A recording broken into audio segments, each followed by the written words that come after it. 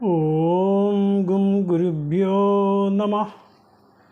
ഓം gum ഗണപതയേ നമഃ. ഓം some സരസ്വത്യൈ നമഃ. കോമളം കൂജയൻ വേണും ശ്യാമളോയം കുമാരകഃ വേദവേദ്യം പരം ബ്രഹ്മ ഭാസതാം പുരതോ മമ. എല്ലാവർക്കും നമസ്കാരം. ഇന്ന് ശ്രീമദ് ഭഗവത്ഗീതയിലെ 2-ാം അധ്യായം ആദ്യത്തെ 5 ശ്ലോകങ്ങൾ നോക്കാം. സഞ്ജയ ഉവാച തം തഥാ കൃപയാവിഷ്ടം അശ്രുപൂർണാകുലേക്ഷണം വിഷീദന്തമിദം വാക്യം ഉവാച മധുസൂദനഃ. തം തഥാ കൃപയാവിഷ്ടം അശ്രുപൂർണ ആകുല ഈക്ഷണം വിഷീദന്തം ഇദം വാക്യം ഉവാച മധുസൂദനഃ. തം അയാൾ, ആ അർജുനൻ, അയാളോട് തഥാ അപ്രകാരം കൃപയാവിഷ്ടം സ്വജനങ്ങളോടുള്ള കൃപ ആവേശിച്ചിരിക്കുന്നതും അശ്രുപൂർണ ആകുല ഈക്ഷണം കണ്ണ് നിറഞ്ഞ് വിഷമിച്ചിരിക്കുന്ന അയാളെ, അല്ലെങ്കിൽ അയാളോട് വിഷീദന്തം വിഷമിച്ചിരിക്കുന്ന അയാളോട് ഇദം വാക്യം ഉവാച മധുസൂദനഃ, ഇപ്രകാരമുള്ള വാക്കിനെ ഭഗവാൻ മധുസൂദനൻ പറഞ്ഞു. കഴിഞ്ഞ അധ്യായത്തിൽ നമ്മൾ കണ്ടു, ധാരാളം കാര്യങ്ങൾ, ന്യായങ്ങൾ ഒക്കെ പറഞ്ഞുകൊണ്ട് ഈ യുദ്ധം നമ്മൾ ചെയ്യുവാൻ പാടില്ല എന്നുള്ള ഒരു തീരുമാനത്തിലേക്ക് എത്തിച്ചേർന്നിട്ട് അർജുനൻ തൻ്റെ അമ്പും വില്ലും ഒക്കെ തേർത്തട്ടിൽ ഉപേക്ഷിച്ച് അവിടെ ഇരിപ്പായി. ഏതൊരു വില്ലാളി വീരനാണോ സർവസന്നാഹങ്ങളും എടുത്തുകൊണ്ട് മഹാഭാരത യുദ്ധത്തിലേക്ക് കാലെടുത്ത് വെച്ചത്, 2 സേനകളുടെയും ഇടയിൽ നിന്ന് ഇപ്രകാരം വിഷമിക്കുന്ന ഈ അർജുനനെയാണ് 1-ാം അധ്യായം നമുക്ക് പരിചയപ്പെടുത്തിയത്. അതാണ് ഗീതോപദേശത്തിനുള്ള പശ്ചാത്തലം ഒരുക്കിയിരിക്കുന്നത്. അപ്രകാരം കരഞ്ഞ് കലങ്ങിയ കണ്ണുകളോട് കൂടിയ ആ അർജുനനോട് ഇപ്രകാരമുള്ള വാക്കുകളെ ഭഗവാൻ ശ്രീകൃഷ്ണൻ പറയുന്നു. ഇവിടെ ഏതൊരു അർജുനനാണോ ഈ പ്രകാരം ശക്തിഹീനനായിട്ട് യുദ്ധവേദിയിൽ ഇരിക്കുന്നത്, ആ അർജുനനെ തൻ്റെ ധർമ്മത്തെ നിർവഹിക്കാനായി ഉദ്ധരിപ്പിക്കേണ്ട ഒരു അവസ്ഥയിലേക്കാണ് ആ രംഗം എത്തുന്നത്. ഭഗവാൻ തൻ്റെ ഉപദേശങ്ങളെ കൊണ്ട് ഉദ്ധരിച്ച് ഇയാളെ യുദ്ധത്തിന് സന്നദ്ധനാക്കിയെങ്കിലേ ശത്രുസംഹാരം അല്ലെങ്കിൽ ദുഷ്ടന്മാരായ രാജാക്കന്മാരുടെ ഉന്മൂലനം എന്ന ഭഗവാന്റെ അവതാരോദ്ദേശം സാധ്യതമാവുകയുള്ളൂ. അല്ലെങ്കിൽ അപ്രകാരം ഉള്ള തൻ്റെ അവതാര ഉദ്ദേശത്തെ നിരായുധനായി നിന്നുകൊണ്ട് സാധിക്കണമെങ്കിൽ വില്ലാളി വീരനായ അർജുനൻ യുദ്ധത്തിന് സന്നദ്ധനാവണം. ഭഗവാന്റെ വാക്കുകൾ എപ്പോഴും സത്യങ്ങളാണ്. ആയുധം എടുക്കില്ല എന്ന് പറഞ്ഞാൽ ആയുധം എടുക്കാതെ തന്നെ വേണം യുദ്ധം ചെയ്യാൻ എന്നുള്ള നിർബന്ധം ഉള്ളതുകൊണ്ടാണ് ആ അർജുനനെ ഉപദേശങ്ങൾ നൽകി ഉദ്ധരിപ്പിക്കേണ്ടുന്ന ഒരു ആവശ്യകതയിലേക്ക് എത്തിയതായ ഒരു രംഗം ഭഗവാൻ ഇവിടെ സൃഷ്ടിച്ചത്. സഞ്ജയ ഉവാച തം തഥാ കൃപയാവിഷ്ടം അശ്രുപൂർണാകുലേക്ഷണം വിഷീദന്തമിദം വാക്യം ഉവാച മധുസൂദനഃ. ശ്രീഭഗവാനുവാച കുതസ്ത്വാ കശ്മലമിദം വിഷമേ സമുപസ്ഥിതം അനാര്യജുഷ്ടമസ്വർഗ്യം അകീർത്തികരമർജുന. കുതഃ ത്വാ കശ്മലം ഇദം വിഷമേ സമുപസ്ഥിതം അനാര്യജുഷ്ടം അസ്വർഗ്യം അകീർത്തികരം അർജുന. ഹേ അർജുന, അർജുനനെ സംബോധന ചെയ്തുകൊണ്ട് ഭഗവാൻ പറയുകയാണ്. കുതഹ, എവിടെ നിന്നാണ് ത്വ നിനക്ക്, കശ്മലം ഇതം, ഈ വിഷമാവസ്ഥയിൽ, ഇതം ഇപ്രകാരമുള്ള വിഷമാവസ്ഥയിൽ, സമുപസ്ഥിതം ഇപ്രകാരമുള്ള ഈ വിഷമഘട്ടത്തിൽ നിനക്ക് എവിടെ നിന്നാണ് ഇത് കിട്ടിയത്? ഏത്? അനാര്യജുഷ്ടം, ആര്യന്മാർ സ്വീകരിക്കാത്തതും, അസ്വർഗ്യം സ്വർഗപ്രാപ്തിക്ക് തടസ്സമായിരിക്കുന്നതും, അകീർത്തികരം അകീർത്തിയെ നേടിത്തരുന്നതുമായ ഈ മൗഢ്യം, ഈ കശ്മലം എവിടെ നിന്ന് നിനക്ക് കിട്ടി? അപ്പോൾ ശ്രേഷ്ഠരായ ആളുകൾക്ക് യോജിച്ചത് എന്ന് തോന്നാത്തതും സ്വർഗപ്രാപ്തിക്ക് തടസ്സവുമായി നിൽക്കുന്നതായ ദുഷ്കീർത്തി ഉണ്ടാക്കുന്നതൊക്കെ ആയ ഈ ഒരു മൗഢ്യം ഈ സമയത്ത് നിനക്ക് എവിടെ നിന്ന് കിട്ടി അർജുന? ഈ സമയമാണ് പൂർണ്ണമായ ഓജസ്സും തേജസ്സും ഒക്കെ പ്രകടിപ്പിച്ചുകൊണ്ട് യുദ്ധം ചെയ്യുവാനുള്ള സമയം. ഈ സമയത്ത് ഇപ്രകാരം ബന്ധുഘാതം സംശയിച്ച് ഇങ്ങനെ മാറി നിന്ന് കഴിഞ്ഞാൽ എങ്ങനെയാണ് നിനക്ക് യുദ്ധം ചെയ്യാൻ, നിനക്ക് ധർമ്മരക്ഷ ചെയ്യാനായിട്ട് സാധിക്കുക? ധർമ്മം പാലിക്കേണ്ടത് ഒരു ക്ഷത്രിയൻ്റെതായ കടമയാണ്. ക്ഷയിച്ചു പോകുന്ന ധർമ്മത്തെ പുനരുജ്ജീവിപ്പിക്കേണ്ടത് ഒരു ധർമ്മം തന്നെയായതുകൊണ്ട് അത് നിർവഹിക്കേണ്ടത് നിശ്ചയമായും നിൻ്റെ ധർമ്മം തന്നെയാണ്. അതുകൊണ്ട് ഈ സമയത്ത് നിനക്ക് എങ്ങനെയാണ് ഈ പ്രകാരമുള്ള ഒരു മൂഢതയെ മനസ്സിലേക്ക് വരുവാൻ അനുവദിക്കാൻ തന്നെ കഴിയുന്നത്? ഈ വിവരങ്ങളൊന്നും നിനക്ക് മുൻപേ അറിയില്ലായിരുന്നോ? ഇവിടെ വന്ന് യുദ്ധം ചെയ്യാനായിട്ട് എത്തിച്ചേരാൻ സാധ്യതയുള്ളത് ആരൊക്കെയാണ് എന്ന്? നീ എന്തിനാണ് ഈ മഹത്തായ അസ്ത്രങ്ങളെയൊക്കെ നേടിയെടുക്കാൻ ഇത്രയും നാൾ പരിശ്രമിച്ചതും? അതെല്ലാം ഉപയോഗിക്കേണ്ടതായ ഒരു സന്ദർഭം എത്തിച്ചേർന്നപ്പോൾ ഇപ്രകാരം മോഹാലസ്യപ്പെട്ട് മാറിയിരുന്നാൽ എന്തിനായിക്കൊണ്ടാണ് നീ ഇത്രയും നാൾ പരിശ്രമിച്ചത് എന്നുള്ള ചോദ്യങ്ങളെല്ലാം ഭഗവാന്റെ ഈ ഒരു വാക്കുകളിൽ പ്രകടമാണ്. ശ്രീ ഭഗവാനുവാച കുതസ്ത്വാ കശ്മലമിദം വിഷമേ സമുപസ്ഥിതം അനാര്യജുഷ്ടമസ്വർഗ്യം അകീർത്തികരമർജുന ക്ലൈബ്യം ആസ്മഗമപാർത്ഥ നൈതത്വയുപപദ്യതേ ക്ഷുദ്രം ഹൃദയദൗർബല്യം തെക്തോത്തിഷ്ട പരം തപ. ക്ലൈബ്യം ആസ്മഗമ പാർത്ഥ ന ഏതത് ത്വയി ഉപപദ്യതേ ക്ഷുദ്രം ഹൃദയദൗർബല്യം തെക്ത്വാ ഉത്തിഷ്ഠ പരം തപ. ക്ലൈബ്യം ആസ്മഗമ പാർത്ഥ, ഹേ പാർത്ഥ, ക്ലൈബ്യം ആസ്മഗമ, നീ ക്ലീബത്വത്തിലേക്ക് പോകരുത്, പ്രാപിക്കരുത്. ക്ലീബത്വം എന്ന് പറഞ്ഞാൽ ആണും പെണ്ണും അല്ലാത്ത അവസ്ഥ. ന ഏതത് ത്വയി ഉപപദ്യതേ, ഏതത് ഈ ഒരു അവസ്ഥ നിനക്ക്, ത്വയി നിനക്ക്, ന ഉപപദ്യതേ ചേർന്നതല്ല. ക്ഷുദ്രം ഹൃദയ ദൗർബല്യം തെക്ത്വാ, ക്ഷുദ്രമായിരിക്കുന്ന ഈ ഹൃദയ ദുർബലതയെ തെക്ത്വാ ഉപേക്ഷിച്ചിട്ട്, ഉത്തിഷ്ഠ എഴുന്നേറ്റാലും, പരം തപ മറ്റുള്ളവരെ തപിപ്പിക്കുവാൻ കഴിവുള്ള അല്ലയോ അർജുന. പരാൻ താപയതി ഇതി പരം തപ എന്നാണ് പറയുന്നത്. മറ്റുള്ളവരെ തപിപ്പിക്കുവാൻ കഴിവുള്ളവനെ പരന്തപൻ എന്ന് പറയുന്നു.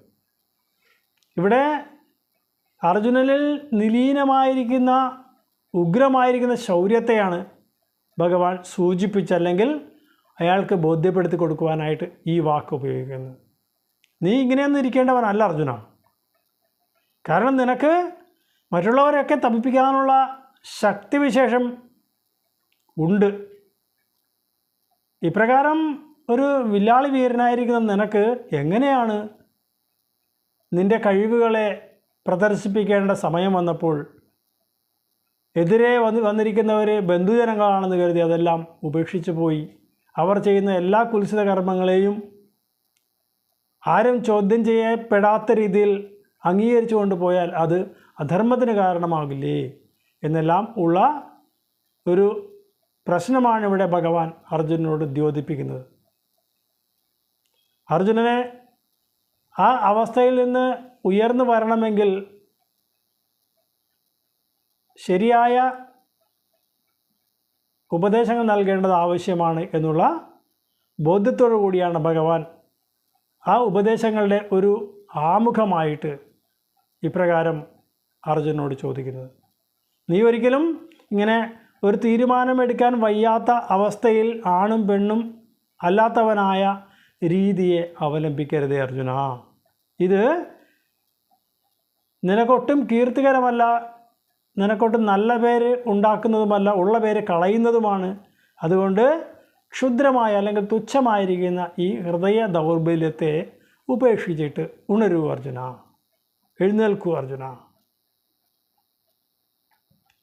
ക്ലൈബ്യം ആസ്മഗമപാർത്ഥ നൈതത്വയുപപദ്യതേ ക്ഷുദ്രം ഹൃദയ ദൗർബല്യം തെക്തോത്തിഷ്ടപരം തപ.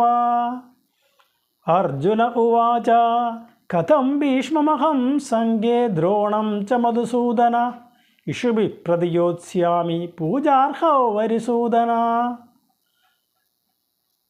കഥം ഭീഷ്മം അഹം സംഖ്യേ ദ്രോണം ച മധുസൂദന ഇഷുഭിഃ പ്രതിയോത്സ്യാമി പൂജാർഹൗ ഹരിസൂദന. അർജുനൻ ഭഗവാനോട് ചോദിക്കുകയാണ്, കഥം എങ്ങനെയാണ് ഭീഷ്മരെയും ദ്രോണം ച ദ്രോണരെയും സംഖ്യേ അഹം ഈ യുദ്ധത്തിൽ ഞാൻ ഇഷുഭിഃ അസ്ത്രങ്ങളെ കൊണ്ട് പ്രതിയോത്സ്യാമി എതിരിടുക, ഞാൻ എങ്ങനെയാണ് ഈ അസ്ത്രങ്ങളെ കൊണ്ട് ഇവരെ എതിർക്കുന്നത്? എനിക്ക് ആരാണ് പൂജാർഹൗ? അവർ രണ്ടുപേരും പിതാമഹനും ദ്രോണാചാര്യനും എനിക്ക് പൂജിക്കാൻ പറ്റുന്നവരാണ്, അല്ലെങ്കിൽ ഞാൻ പൂജിക്കേണ്ടവരാണ്. അവർ എന്നെ സംബന്ധിച്ചിടത്തോളം പൂജിക്കപ്പെടേണ്ടവരായ അവരെ ഞാൻ എങ്ങനെയാണ് അസ്ത്രങ്ങളെ കൊണ്ട് എതിർക്കുന്നത്? ഹരിസൂദന. ഹരിസൂദന എന്ന് പറഞ്ഞാൽ ശത്രുക്കളെ ഇല്ലായ്മ ചെയ്യുന്നവനായ അല്ലയോ ശ്രീകൃഷ്ണ ഭഗവാനെ, ഞാൻ എങ്ങനെയാണ് ഈ പൂജനീയരായ ഭീഷ്മപിതാമഹനെയും എല്ലാ വിദ്യകളും ഉപദേശിച്ചു തന്ന ആചാര്യൻ തന്നെയായിരിക്കുന്ന ദ്രോണരെയും അസ്ത്രങ്ങളെ കൊണ്ട് എതിർക്കാൻ സാധിക്കുക? ഇവിടെയാണ് സനാതനധർമ്മത്തിൻ്റെ ഏറ്റവും ശ്രേഷ്ഠമായിരിക്കുന്ന ഒരു സംസ്കാരം ഇരിക്കുന്നത്. ഏതൊരു വിദ്യയും നമുക്ക് ഉപദേശിച്ച് തരുന്നയാൾ ഗുരുവാണ്. ആ ഗുരു ഈശ്വരതുല്യനാണ് എന്നാണ് പറയുന്നത്. തന്നെയുമല്ല, ഏതൊരു പിതാമഹൻ്റെ മടിയിലിരുന്നു കൊണ്ടാണ് നമ്മളെല്ലാം കുട്ടിക്കാലം മുതൽ വളർന്നത്. ആ പിതാമഹനോട് അസ്ത്രങ്ങളെ ഉപയോഗിച്ചുകൊണ്ട് യുദ്ധം ചെയ്യുക എന്ന് പറഞ്ഞാൽ എത്ര ഹീനമാണ് എന്നാണ് ഇവിടെ അർജുനൻ്റെ സംശയം. അതേസമയം മറ്റൊരു വീക്ഷണകോണിൽ ഒരു യുദ്ധരംഗത്തിലേക്ക് എത്തിച്ചിരിക്കുന്ന യോദ്ധാക്കൾ അവർ തമ്മിൽ പരസ്പരം യുദ്ധം ചെയ്യുന്നത് അവരവരുടേതായ കാര്യങ്ങൾ നേടുന്നതിന് വേണ്ടിയാണ്. ഇപ്പോൾ ലോകത്ത് നടക്കുന്ന യുദ്ധങ്ങൾ ആലോചിച്ച് നോക്കുക. ഇറാൻ എന്ന രാജ്യത്തെ ഇസ്രായേലും അമേരിക്കയും ചേർന്ന് ആക്രമിക്കുന്നു. ഇറാൻ്റെ കയ്യിൽ ആണവ ശക്തി ഉണ്ട് എന്നാണ് ഇസ്രായേൽ സംശയിക്കുന്നത്. തന്നെയുമല്ല, ഇറാൻ അടിക്കടി പറയുന്നുണ്ട്, ഞങ്ങൾ ഈ ആണവ സമ്പുഷ്ടീകരണം പൂർത്തിയാക്കിയാൽ ഇസ്രായേലിനെ ഇല്ലായ്മ ചെയ്യുമെന്ന്. അപ്പോൾ ഇരുവർക്കും അവരവരുടെ നിലനിൽപ്പാണ് വിഷയം എന്നുള്ളത് വ്യക്തമാണ്. ഓരോരുത്തരുടെയും നിലനിൽപ്പിന് വേണ്ടി അവരവരാൽ സാധിക്കുന്ന രീതിയിലൊക്കെ യുദ്ധരംഗത്ത് അവരുടെ എല്ലാ ബലങ്ങളും പ്രയോഗിക്കും.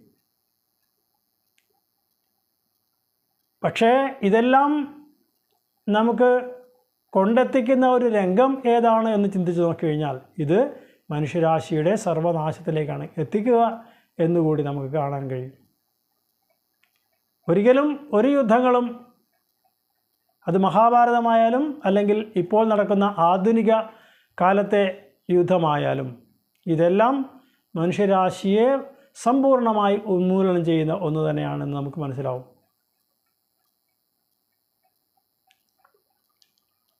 അർജുന ഉവാച കഥം ഭീഷ്മമഹം സംഖ്യേ ദ്രോണം ച മധുസൂദന ഇഷുഭി പ്രതിയോത്സ്യാമി പൂജാർഹൗ ഹരിസൂദന.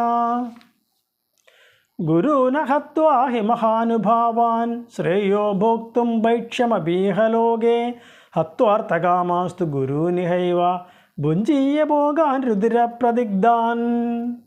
ഗുരൂൻ അഹത്വാ ഹി മഹാനുഭാവാൻ ശ്രേയഃ ഭോക്തും ഭൈക്ഷ്യം അപി ഇഹ ലോകേ ഹത്വാ അർത്ഥകാമാൻ തു ഗുരൂൻ ഇഹ ഏവ ഭുഞ്ജീയ ഭോഗാൻ രുതിരപ്രതിഗ്ധാൻ. ഗുരൂൻ അഹത്വാ, ഈ ഗുരുക്കന്മാരെ അഹത്വ കൊല്ലാതെ, മഹാനുഭാവാൻ, ഈ മഹാനുഭാവന്മാരായ ഗുരുക്കന്മാരെ വധിക്കാതെ, ശ്രേയഃ ഭോക്തും ഭൈക്ഷ്യം അപി ഇഹലോകേ, ഇഹലോകെ ഈ ലോകത്തിൽ ഭോക്തും ഭൈക്ഷ്യം ഭിക്ഷയെടുത്ത് ഭക്ഷിക്കുന്നതാണ് അതിനേക്കാൾ ശ്രേയസ്കരം, ശ്രേയസ്കരം. ഹത്വാ അർത്ഥകാമാസ്തു ഗുരൂൻ ഇഹ ഏവ, ഒരുപക്ഷെ ഗുരൂൻ ഇഹ ഏവ ഹത്വ, ഈ ഗുരുക്കന്മാരെയൊക്കെ വധിച്ചിട്ട് കൊന്നിട്ട് അർത്ഥകാമാസ്തു ഭുഞ്ജീയ ഭോഗാൻ, ഈ അർത്ഥങ്ങളും കാമങ്ങളുമൊക്കെ ആകുന്ന ഈ ഭോഗങ്ങളെയൊക്കെ ഭുജിച്ചു കഴിഞ്ഞാൽ രുതിരപ്രതിഗ്ധാൻ, അതിലൊക്കെ ഈ ഗുരുക്കന്മാരുടെയൊക്കെ രക്തം പുരണ്ടിട്ടുണ്ടാവില്ലേ. ഇപ്പോൾ ഗുരുക്കന്മാരെയൊന്നും വധിക്കാതെ ഭിക്ഷയെടുത്ത് ഈ ലോകത്ത് ജീവിച്ചു പോകുന്നതാണ് ഇവരെ വധിക്കുന്നതിനേക്കാൾ ഉത്തമം എന്നാണ് അർജുനൻ്റെ പക്ഷം. ഇനി അങ്ങനെയല്ല, യുദ്ധം ചെയ്യണമെന്നാൽ തന്നെ യുദ്ധം ചെയ്തു കഴിഞ്ഞാൽ ഈ ആദരണീയരായ വ്യക്തികളെയൊക്കെ വധിച്ചതിന് ശേഷം കിട്ടുന്ന ഈ സുഖഭോഗങ്ങളെയൊക്കെ അനുഭവിക്കുമ്പോൾ അതിലെല്ലാം ഈ ഗുരുക്കന്മാരുടെ രക്തക്കറ പുരണ്ടിട്ടുണ്ടാവുകയില്ലേ എന്നതാണ് അർജുനൻ്റെ സംശയം. ശ്രേഷ്ഠരായ ഗുരുജനങ്ങളെയും പിതാമഹനെയും ഒക്കെ ആദരിക്കേണ്ടതായ രീതി ഈ പ്രകാരം യുദ്ധം ചെയ്യുന്നതാണോ? അതൊരിക്കലും ശരിയാവില്ലല്ലോ ഭഗവാനെ. ഞാൻ എങ്ങനെയാണ് ഇവരെയെല്ലാം വധിച്ചിട്ട് ഈ യുദ്ധത്തിൽ ജയിക്കാൻ മനസ്സുണ്ടാവുക, അല്ലെങ്കിൽ മനസ്സിനെ പാകപ്പെടുത്തുക എന്നതാണ് അർജുനൻ്റെ സംശയം. ഈ കാലത്തുള്ള ഒരു സംഭവം ഇപ്പോൾ എനിക്ക് മനസ്സിലേക്ക് ഓർമ്മയിലെത്തുകയാണ്. ഏതോ ഒരു വിദ്യാഭ്യാസ സ്ഥാപനത്തിലെ പ്രധാന അധ്യാപകൻ്റെ കസേരയ്ക്ക് താഴെ എന്തോയെല്ലാം ചതികൾ ചെയ്തു വെച്ച് അദ്ദേഹം ഇരിക്കുമ്പോൾ മറിഞ്ഞു വീഴുന്ന രീതിയിലൊക്കെ ആക്കി വെച്ച വിദ്യാർത്ഥികളും നമുക്കിന്ന് സുലഭമാണ്. അതേസമയം അർജുനൻ ഇവിടെ പറയുന്നു, അവരെല്ലാം പൂജനീയരാണ്. പുരാതന യുഗത്തിലെയും ആധുനിക യുഗത്തിലെയും ആ അന്തരം ധർമ്മച്യുതിക്ക് എവിടെ വരെയൊക്കെ എത്തി നിൽക്കുന്നു എന്നതൊരു സൂചകം കൂടിയാണ്. ഇവിടെ സനാതന ധർമ്മം പഠിപ്പിക്കുന്നത് പൂജനീയരായ ആളുകളെ ഏത് പ്രകാരത്തിലാണ് ആദരിക്കേണ്ടത്, അവരോട് ഒരു കാരണവശാലും എതിരിടാൻ പോകരുത് എന്നുള്ള ആ ഒരു സങ്കല്പത്തെയാണ് അർജുനൻ മുന്നോട്ട് വയ്ക്കുന്നത്. പക്ഷേ നിർഭാഗ്യവശാൽ ഈ ആദരണീയരായ ഗുരുജനങ്ങൾക്കൊക്കെ അധർമ്മിയായ ദുര്യോധനൻ്റെ പക്ഷത്ത് നിൽക്കേണ്ടി വന്ന ആ ഒരു ഗതികേടാണ് അർജുനനെ അവർക്കെതിരെ യുദ്ധം ചെയ്യാനായിട്ട് ധർമ്മമാർഗത്തിലൂടെ പ്രേരിപ്പിക്കപ്പെടുന്ന ഒരവസ്ഥയിലേക്ക് എത്തുന്നത്. ധർമ്മവും അധർമ്മവും തമ്മിലുള്ള യുദ്ധത്തിൽ ആരൊക്കെയാണ് എതിർപക്ഷത്തുള്ളത് എന്നത് നോക്കിക്കഴിഞ്ഞാൽ അവിടെ അധർമ്മത്തിന് വിജയം സംഭവിക്കുന്നത് ഒരിക്കലും ഈ ലോകത്തിൻ്റെ നിലനിൽപ്പിന് ഉചിതമാവില്ല. അങ്ങനെയുള്ള ഒരു രീതിയിലേക്കും നമ്മുടെ സംസ്കാരം അധപ്പതിക്കാൻ പാടില്ല. ഭഗവാന്റെ അവതാരങ്ങളുടെ ഉദ്ദേശം എല്ലായ്പ്പോഴും അധർമ്മത്തെ ഇല്ലായ്മ ചെയ്തുകൊണ്ട് ധർമ്മത്തെ നിലനിർത്തണം എന്നതാണ്. ഇവിടെ എല്ലാ അധർമ്മങ്ങളും ചെയ്ത ദുര്യോധനാദികൾ, അവരെ വിശേഷിപ്പിച്ചത് ആതതായികളെന്നാണ്. എത്ര കൊടും ക്രൂരതകൾ ചെയ്യാനും യാതൊരു മടിയുമില്ലാത്ത ഈ ആതതായികൾക്ക് അവരുടെ ഉപ്പും ചോറും തിന്ന് ജീവിക്കേണ്ടതായ ഗതികേടിലേക്ക് എത്തിയ ഈ ആചാര്യന്മാർ അല്ലെങ്കിൽ ഈ പിതാമഹൻ, അവരുടെ ആ ദുഷിച്ച അന്നത്താൽ പോഷിപ്പിക്കപ്പെട്ട ശരീരത്തോടു കൂടിയവരായ ഈ വന്ധ്യവയോധികർക്ക് അതിനുള്ള പ്രായശ്ചിത്തം ചെയ്യേണ്ടതായ ഒരവസ്ഥ കൂടിയാണ് ഇവിടെ സംജാതമാകുന്നത്. അതുകൊണ്ടാണ് ധർമ്മബോധത്തെ നമ്മളെപ്പോഴും മുറുകെ പിടിക്കണം എന്ന ആശയം ഇവിടെ ഊന്നി പറയേണ്ട ഒരു സാഹചര്യം വരുന്നത്. ഏതൊരു വേദിയിലാണോ ദ്രൗപദി എന്ന കുലവധു വസ്ത്രാക്ഷേപത്തിലൂടെ അധിക്ഷേപിക്കപ്പെട്ടത്, ആ വേദിയിൽ സന്നിഹിതരായിരുന്നു ഈ ഭീഷ്മപിതാമഹനും ആചാര്യ ദ്രോണനും കുലഗുരു കൃപാചാര്യരും ധർമ്മസ്വരൂപം തന്നെയായിരിക്കുന്ന വിദുരരും രാജാവായ ധൃതരാഷ്ട്രരും എല്ലാം. ഏതൊരു വേദിയിലാണോ അധർമ്മം കൊടികുത്തു വാഴുന്നത്, ധർമ്മിഷ്ഠരായ ആളുകൾ ഒന്നുകിൽ ആ അധർമ്മത്തിന് എതിരെ ശബ്ദിച്ച് അതിനെ ഒഴിവാക്കേണ്ട ബാധ്യതയുള്ളവരാണ്, അല്ലെങ്കിൽ അതിനെ നിശിതമായി വിമർശിച്ചുകൊണ്ട് ആ വേദിയിൽ നിന്ന് ഇറങ്ങിപ്പോകാം. അല്ലാത്ത പക്ഷം അവിടെ മൗനിയായിട്ടിരുന്നാൽ പോലും ആ വേദിയിൽ നടക്കുന്ന മോശമായ പ്രവൃത്തിയുടെ ഫലം അനുഭവിക്കേണ്ടതായി വരും.